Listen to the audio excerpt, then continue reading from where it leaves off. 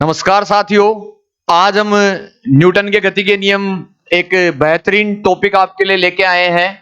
इसके क्वेश्चंस बहुत बार air force, NDA, navy में देखे गए हैं और आज हम भी यहाँ पर पिछली बार की तरह ही यहाँ पर बेहतरीन क्वेश्चन देखेंगे फिजिक्स के न्यूटन्स लॉ ऑफ मोशन के।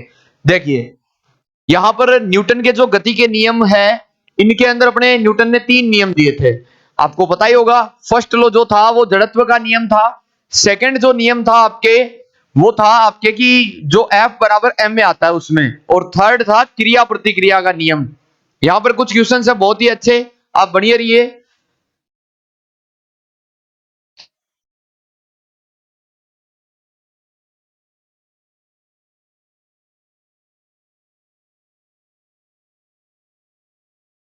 फर्स्ट क्वेश्चन है, यदि किसी पिंड की गतिज ऊर्जा अपने प्रारंभिक मान की 4 गुनी हो जाए तो नवीन संवेग क्या होगा। यहां पर जो ये क्वेश्चन आपको दिख रहा है, ये तो काइनेटिक एनर्जी और एक मोमेंटम, इसके बीच की रिलेशन का क्वेश्चन है। ये गतिज ऊर्जा और आपके मोमेंटम जो होता है संवेग, उसके बीच का क्वेश्चन है। आपने रिलेशन पढ़ा होगा कभी कि पी स्क्वायर जो होता है वो 2m के होता है। पी स्क्वायर क्या होता है आपके, 2m के होता है। पी स्क्वायर की वैल्यू 2m के इक्वल होती है। यहां पर हम देखें तो p और k के बीच ही है, तो पी स्क्वायर जो है वो k के डायरेक्टली प्रोपोर्शनल हो गया। यहां से हम दो कंडीशन बना लेते हैं कि एक बार तो p1 कर लो तो k1 हो जाएगा, ये एक बार p2 कर लो तो k2 हो गया। ठीक है, बोल रहा है आपको कि प्रारंभिक जो गतिज ऊर्जा है ना, वो प्रारंभिक मान की 4 गुनी हो गई गतिज ऊर्जा, तो नवीन संवेग क्या होगा। आप इनका डिवाइड कर दें तो p1 square upon p2 square बन गया और ये बन गया k1 अपॉन k2।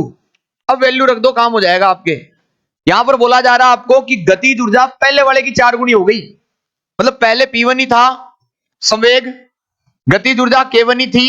बाद वाले जो गतिज ऊर्जा है ना, वो पहले वाले की 4 गुनी है। बाद वाली पहले वाले की कितनी है, 4 गुनी। तो हम यहां पर 4k1 लिखेंगे और यहां पर हो गया p2। आप देखो k1 से k1 तो क्या हो रहा है, कैंसिल हो रहा है k1 से k1। p2 निकालना आपको, तो p2 स्क्वायर उधर भेजोगे, 4p1 स्क्वायर इधर आएगा, तो p2 स्क्वायर क्या बन जाएगा, 4p1 स्क्वायर। आपको p2 चाहिए, नवीन संवेग, नया संवेग जो होगा, न्यू मोमेंटम, वो क्या आएगा ये पूछा है आपको यहां पे। तो p2 चाहिए, स्क्वायर हटाओगे तो रूट लगेगा, तो 2p1 आएगा, पहले वाले का 2 गुना आएगा। ये आपको थर्ड ऑप्शन दिख रहा होगा, third option pf equals to 2pi। यहां पर pf f है फाइनल वाला, pi है इनिशियल, इनिशियल को मैंने p1 माना है, फाइनल वाले को p2 माना है, और 2 गुना दिख रहा है। ये रिलेशन ध्यान रखना आप। p यहां पर मोमेंटम है, k काइनेटिक एनर्जी और m मास है, इससे निकल गया। Third option is right. Next question की ओर बढ़ रहे हैं हम। सेकंड क्वेश्चन भी इसी रिलेशन पे आधारित नहीं, ये नहीं है, देखो ये अलग है थोड़ा। 10 केजी की वस्तु है, मास दे रखा आपको 10 केजी, बल लग रहा है इस पे 10 न्यूटन का, और 10 सेकंड तक लग रहा है। समय भी दिया है 10 सेकंड। पूछा क्या आपसे, संवेग में परिवर्तन। आपने कभी आवेग संवेग प्रमेय पढ़ी होगी, इंपल्स मोमेंटम थ्योरम, आवेग संवेग प्रमेय। आपने इसमें कभी पढ़ा होगा कि संवेग में परिवर्तन जो होता है डेल्टा पी, वो आवेग इंपल्स के बराबर होता है। ये कभी आपने पढ़ा होगा कि आवेग जो होता है ना, आवेग वो संवेग में परिवर्तन के बराबर होता है। आपको यहां पर पूछा संवेग में परिवर्तन मतलब आवेग बताओ, आवेग क्या बनेगा, आवेग, आवेग निकालना है अपने को। यहां पर आवेग का सूत्र होता है बल गुणा समय। क्या सूत्र है, बल गुणा समय। बल कितना है 10, समय कितना है 10, 10 गुणा 10 कितना हो गया 100। तो यहां पर 100 राइट आंसर है। यूनिट इसकी केजी मीटर सेकंड है। देखो यहां पर केजी मीटर पर सेकंड कैसे हुई, आवेग संवेग में परिवर्तन, ये संवेग क्या होता है mv, m का हो गया केजी, v क्या हो गया मीटर पर सेकंड। 100 राइट होगा यहां पे, ये ध्यान रखें आप।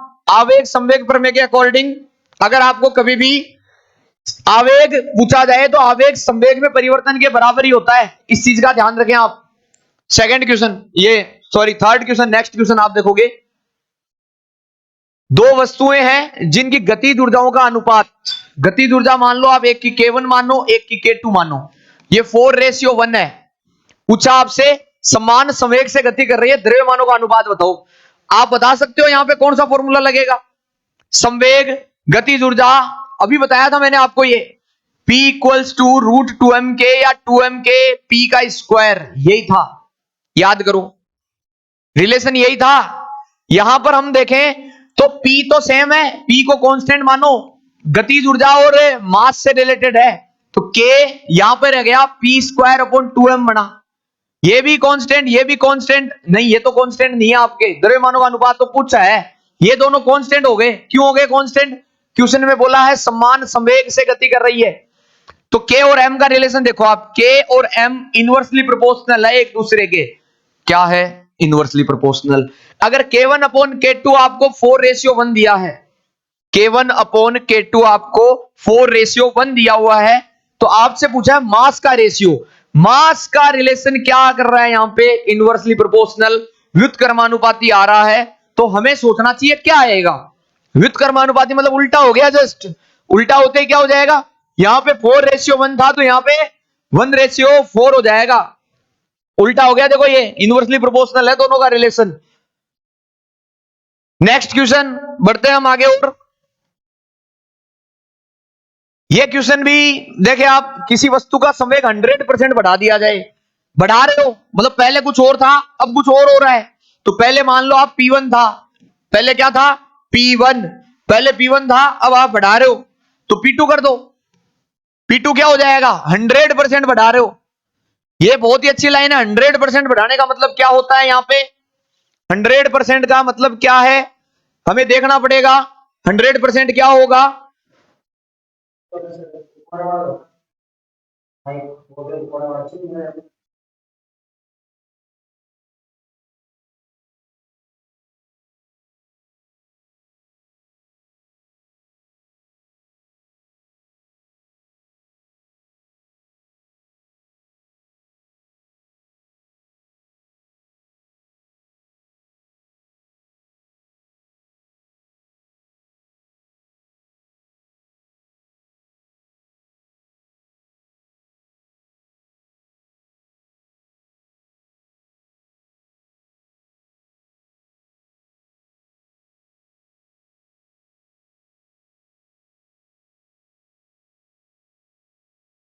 देखो आगे, नेक्स्ट हम कह रहे थे कि किसी वस्तु का संवेग 100% बढ़ाते हैं। संवेग अगर 100% बढ़ रहा है, तो अगर मैं कह दूं आपको कि 100% बढ़ने का मतलब क्या हो सकता है? यहां पे पहले संवेग कुछ और था, बाद में 100% बढ़ा दिया। जैसे आपके पास 10 रुपए हैं शुरू में, मैं कह दूं 100% बढ़ गए, मान लो 50% बढ़े, तो बाद में कितने हो गए? 15 रुपए हो गए। मैं कहूं 100% बढ़े, मतलब पहले थे उनका डबल, पहले थे उनका डबल, तो यहां पर हम कहेंगे कि P2 जो होगा ना, वो पहले वाले का डबल है, 2P1 है। P2 कितना है? 2P1। तो उसकी गतिज ऊर्जा में वृद्धि क्या होगी? प्रतिशत वृद्धि पूछिए आपसे, प्रतिशत वृद्धि, गतिज ऊर्जा में प्रतिशत वृद्धि पूछी गई है। यहां पर अगर आपसे प्रतिशत वृद्धि पूछी गई है, तो हमें क्या करना चाहिए? कभी भी पूछा जाए प्रतिशत वृद्धि, कभी भी पूछा जाए, तो आपको क्या करना चाहिए? यहां पे हमेशा हमें यहां पर लिखना पड़ेगा, एक तो होता है न्यू वैल्यू, एक होता है ओल्ड वैल्यू। न्यू वैल्यू और ओल्ड वैल्यू देखो आप, यहां पर हम कहेंगे एक तो हो गया new value minus old value,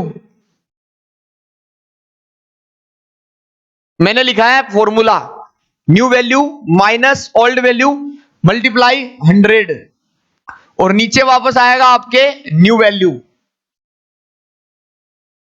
देखो न्यू वैल्यू ओल्ड वैल्यू होनी तो चाहिए। किसमें पूछा है? गतिज ऊर्जा में परिवर्तन पूछा है, गतिज ऊर्जा में परिवर्तन पूछा है, तो निकालो पहले गतिज ऊर्जा क्या है।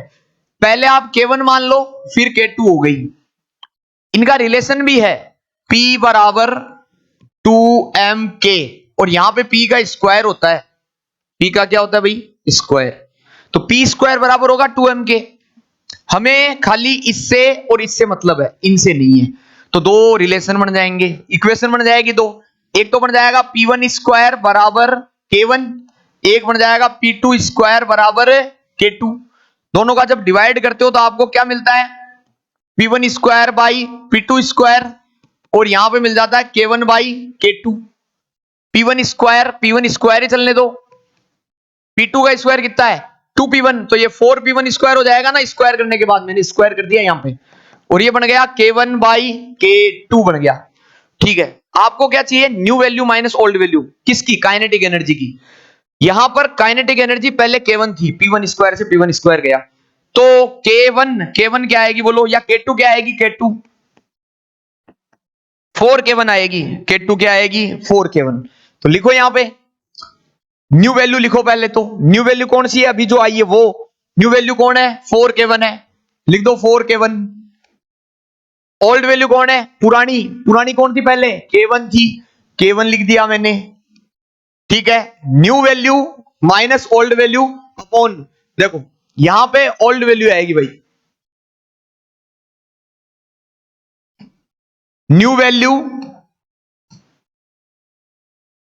माइनस ओल्ड वैल्यू मल्टीप्लाई 100, और नीचे ओल्ड वैल्यू 4K1 था, उसमें से हम माइनस क्या करेंगे, K1 को कर दिया K1, अपॉन ओल्ड कौन है, K1 ही है, और गुणा में क्या है 100, 3 आएगा, K1 आएगा, नीचे भी K1 आएगा, मल्टीप्लाई में 100 आएगा, K1 से K1 गया 300 आया कि नहीं आया, 300 आया। यहां पर आपको दिख रहा होगा 300, ये रहा 300%, ये आपके ऑप्शन राइट होगा इसमें। तो कभी भी ध्यान रखें, कभी भी कि प्रतिशत वृद्धि का क्वेश्चन आता है तो new value minus old value लिखना आपको, अपोन में ऑलवेज ओल्ड वैल्यू ही लिखना है। और यहां पर आप क्या करोगे, पहले न्यू वैल्यू, तो पहले देख लो आप पुराना नया कौन है, ये आपके पुराना था, ये नया है, ये पुराना था पहले वाला, ये नया है। ओके, मैं आशा करता हूं ये क्वेश्चन बहुत ही अच्छा था, आपको समझ में आया होगा। नेक्स्ट क्वेश्चन की ओर बढ़ रहे हैं हम। 5 केजी ग्राम 5 ग्राम द्रव्यमान की गोली है, मास 5 ग्राम है, ग्राम को किलोग्राम में बदल दो, भाग दोगे आप 1000 का, ठीक है। 100 मीटर पर सेकंड के वेग से चल रही है वो, और लकड़ी के गुटके में 6 सेंटीमीटर तक धंस जाती है, धंसने के बाद रुक गई मतलब बाद में वेग उसका 0 हो गया।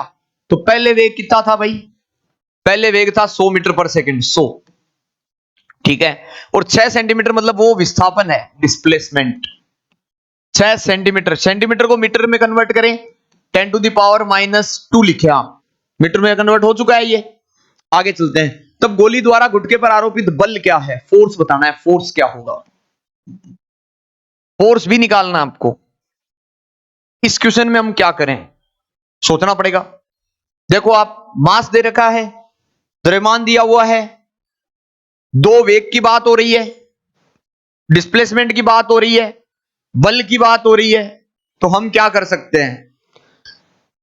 यहां पर हमेशा ध्यान रखें, इस टाइप का कभी भी आपके सामने क्वेश्चन आता है तो आपको ध्यान रखना है, यहां पर आप बिना सोचे समझे बल की बात करें, विस्थापन की बात करें, दो वेगों की बात करें, कार्य ऊर्जा प्रमेय लगा दो, वर्क एनर्जी थ्योरम, कार्य ऊर्जा प्रमेय थ्योरम। कार्य जो होता है वो गतिज ऊर्जा में परिवर्तन के बराबर होता है, ये आपने सुना होगा, कार्य हमेशा गतिज ऊर्जा में परिवर्तन के बराबर है। कार्य को मैं लिख दूंगा बल गुणा विस्थापन, क्या लिखूंगा, बल गुणा विस्थापन लिख दिया मैंने।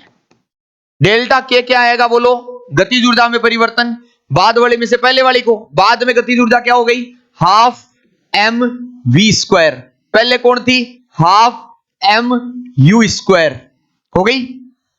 यहां पर क्या हो रहा है, यहां पर बाद में जो गतिज ऊर्जा है वो 0 हो जाएगी, क्यों 0 हो जाएगी, क्योंकि वेग 0 हो रहा है, वेग 0 हो रहा है, इसलिए ये पूरी वैल्यू 0 हो रही है, v की जगह 0 रखोगे पूरा 0 हो जाएगा। तो बल गुणा विस्थापन चलने दो, बल की जगह क्या लिखोगे नहीं पता, f चलने दो, विस्थापन क्या है आपके, ये है, हो गया, हाफ मल्टीप्लाई एम, एम कितना है मास 5/1000 लिख दिया मैंने, 5 है ये। और u की जगह कितना आएगा बोलो, u स्क्वायर है, u 100 है, 100 मल्टीप्लाई 100, ये लो आपके यहां पर सोल्व हो रहा है ये 2 से ये 5 टाइम्स इधर हो गया f, इसको मैं अपोन में भेज रहा हूं ऐसे, तो ऊपर कितने हैं 25 है, और नीचे हो गया 6 मल्टीप्लाई 10⁻², माइनस का ऊपर जाके प्लस कर दिया मैंने, ये हो गया। इसका इसमें डिवाइड कर लो आप, क्या आ सकता है देखें, 4 बार जाएगा, ये होगा 4 बार जाएगा, आप डिवाइड करके देख लेना, ऑलमोस्ट ये आएगा। 4 टाइम्स डिवाइड होगा 4 मतलब कुछ आएगा, तो मैंने 100 का नहीं किया, 6 का कर लिया आगे, ठीक है।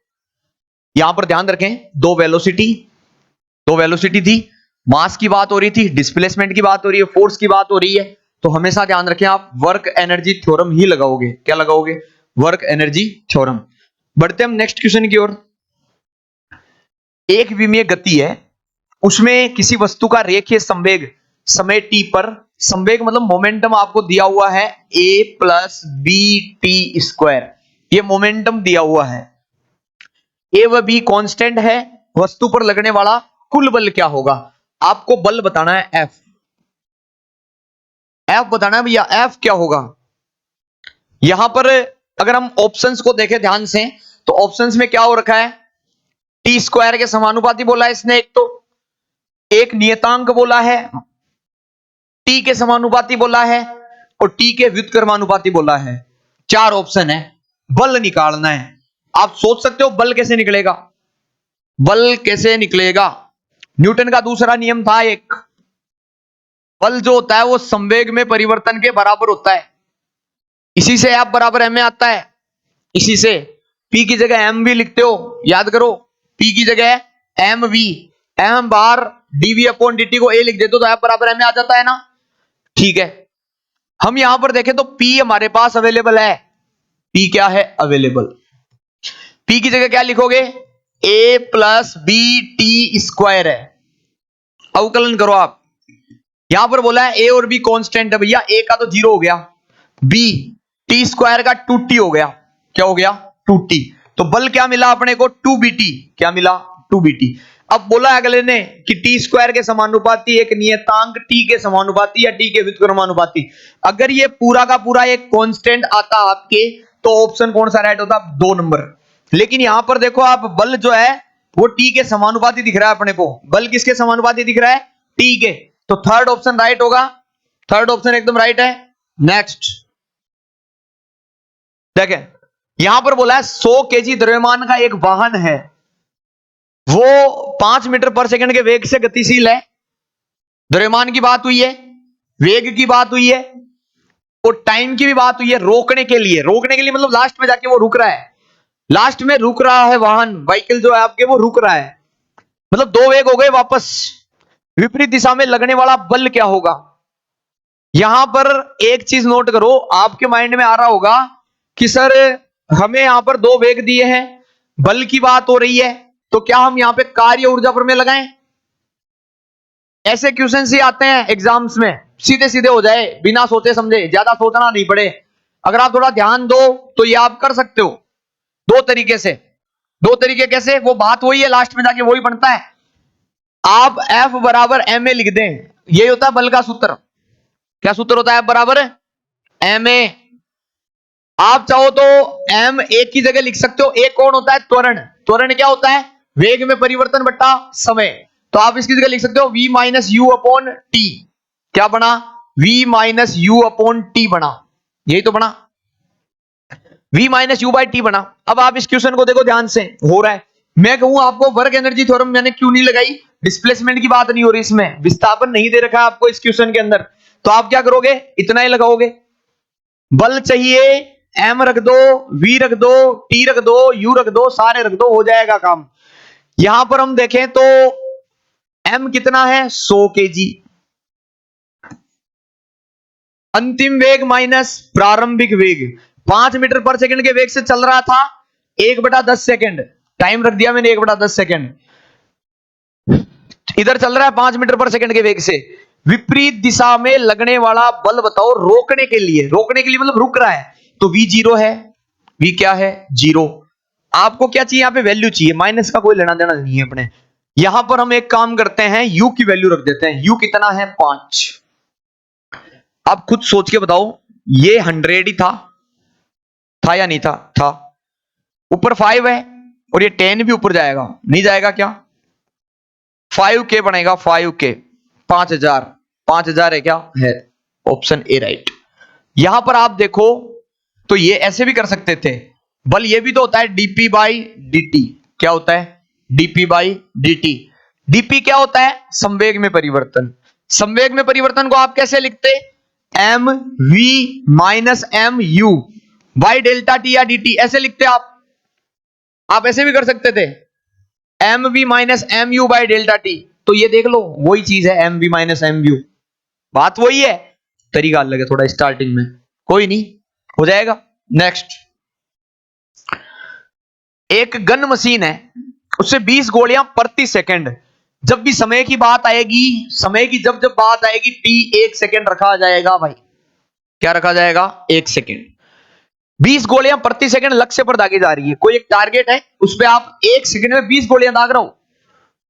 प्रत्येक गोली का द्रव्यमान, ये सही नहीं है, इसको सही करो। 150 ग्राम है, ये किलोग्राम में कन्वर्ट करोगे तो 150 अपॉन 1000। जीरो से जीरो गया, ये 50 अपॉन 100 है, ये केजी हो गया। ठीक है, वेग भी दे रखा है, v दिया हुआ है 800 मीटर पर सेकंड। बंदूक को संतुलित बनाए रखने के लिए बल होगा। गोलियां दागी जा रही है, गोलियां दाग रहे हो, 20 गोलियां दाग रहे हो, एक नहीं 20, और बल चाहिए। चाहो जैसे कर लो, आप ऐसे कर लो भले ही, डीपी अपॉन डेल्टा टी या dt से कर लो, कोई दिक्कत नहीं है। डीपी क्या होता है? एम वी होता है। क्या होता है? M V. हम एक गोली के लिए बात कर रहे हैं, पहले एक गोली के लिए, एक गोली के लिए एफ बराबर हो गया डीपी बाई dt। डीपी कितना है? डीपी होता है एम वी, ये यू ले लो, लास्ट में जाके रुक जाएगी तो वी जीरो कर दो। गोली रुकेगी लास्ट में जाके, चलती थोड़ी रहेगी हमेशा, रुकेगी तो अंतिम वेग जीरो। प्रारंभिक वेग ले लो, ये डीपी क्या होता है? M V minus M U by delta T. Time क्या लग रहा है? 1 सेकेंड लग रहा है। ठीक है, एक गोली के लिए बात है ये, एक के लिए। मैं कहूं 20 गोलियों के लिए तो 20 से गुणा करो, 20 से गुणा कर दो। M V minus M U, M common है, वी माइनस यू है भैया, 20 हो गया। एम कितना है? मास कितना है? 50, 15 अपॉन 100 है। वी अंतिम वेग 0 है, यू ले लो, यू कितना था? 800, 800 रख दो, 800। जब हम करेंगे सोल्व, 0 से 0 जाएगा, 15 को 2 से गुणा कर लो, फिर 8 से कर लो, कितने होंगे? 15 को 2 से क्या? 30 और 8 24, 2400 आएगा, 2400, 2400 न्यूटन होगा यहां पे। आप देख लेना, उसी से हुआ है, उसी तरीके से हुआ है, थोड़ा सा ध्यान से सोचते तो। नेक्स्ट क्वेश्चन, 100 ग्राम द्रव्यमान की लोहे की एक गेंद है, 100 ग्राम है, ग्राम को कन्वर्ट करो पहले, 1/10 kg हो जाएगा। लोहे की गेंद किसी दीवार से, भैया दीवार बनानी पड़ेगी, बना देंगे दीवार, या आपके बन गई दीवार।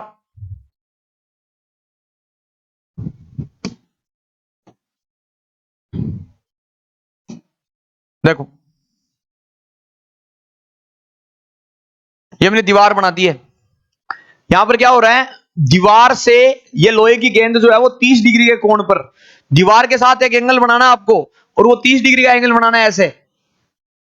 मान लो यहां पर आ रही है वो गेंद, लेकिन ये दीवार के साथ कितने डिग्री का एंगल बना रही है? 30 डिग्री का। ये मैंने बना दिया ऐसे 30 डिग्री का एंगल, और ऐसे मान लो ये बॉल ऐसे आ रही है, ठीक है, टकरा रही है 10 मीटर पर सेकंड के वेग से। जो वेलोसिटी है वो 10 मीटर पर सेकंड है। यहां पे मैं पहले कह रहा हूं, बहुत ही शानदार क्वेश्चन है, आप ध्यान से देखें। 10 मीटर पर सेकंड के वेग से टकरा रही है और समान चाल से समान कोण पर वापस लौट रही है। ये वापस जब जा रही है ना, तब समान कोण से ही बन रही है, वापस 30 डिग्री का कोण ही बना रही है, और वापस उसी चाल से जा रही है, वापस भी उसी चाल से जा रही है, उतना ही एंगल बनाते हुए। इधर भी कितने डिग्री का? 30 डिग्री का, और वापस गई तब आप वेलोसिटी v2 ले लो, इसको आप v1 ले लो, हो गया। अलग अलग वेलोसिटी, क्यों? क्योंकि दिशा अलग अलग हो गई।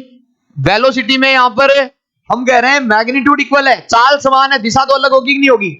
v2 भी वैल्यू तो उतनी है 10 मीटर पर सेकेंड, लेकिन यहां पर हो क्या रहा है, यहां पर दिशा अलग अलग हो रही है, इसलिए v1 v2 माना है मैंने, नहीं v मान लेता मैं, चाल की बात होती तो। ठीक है, अब सुनो आप आगे, आगे क्या हो रहा है।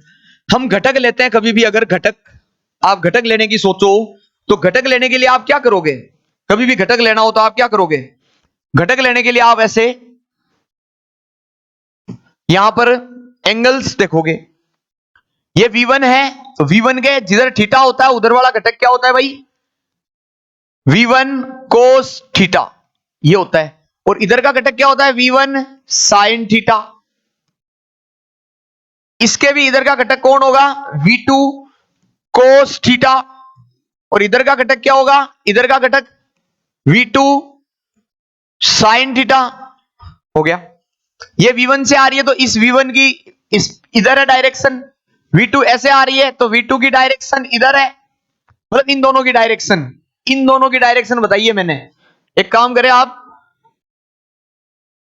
इनकी डायरेक्शन देखें, इसकी डायरेक्शन तो किधर है, इसकी तो इधर है और इसकी इधर है, ये दोनों एक दूसरे के अपोजिट है।